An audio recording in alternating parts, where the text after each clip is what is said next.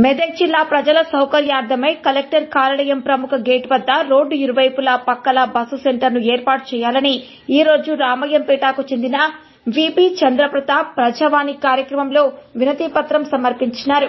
సందర్భంగా ఆయన మాట్లాడుతూ వివిధ ప్రాంతాల నుండి వారి సమస్యల నిమిత్తం కలెక్టర్ కార్యాలయానికి వస్తుంటారని, వేసవి ఎండాకాలం బస్సు దిగినా వేచి బస్సు కొరకు ఉండాలన్నా బస్సు షెల్టర్ అవసరం ఉందని ఆయన అన్నారు.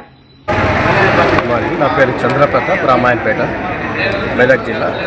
సోషల్ ఆర్గనైజేషన్ మనీ మంగళం అని చెప్పేసి from the past 20 years we have been rendering the services to the poor and needy.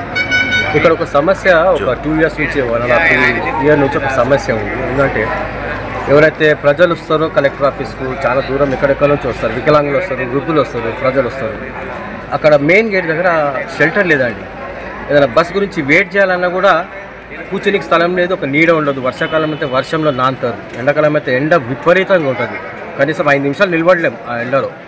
దాని గురించి అని ఒక 2 బస్ షెల్టర్స్ టువర్డ్స్ రామాయంపేట అటు పోయేసాడు, నిజాం సార్ పోయేసాడు, ఒకటి మెదక్ వచ్చే దిక్కు ఒక 2 బస్ షెల్టర్స్ కట్టాలి సార్ అని చెప్పేసి ఒక రిక్వెస్ట్ పెట్టినారు సార్కి. సారు పాజిటివ్గా రెస్పాండ్ అయ్యారు. అది కడితే ఏంటంటే వికలాంగుడు ఎవరైనా మామూలుగా బండ్ల మీద వస్తారు, ఏం లేని బీదలు ఉన్నారు చాలా మంది.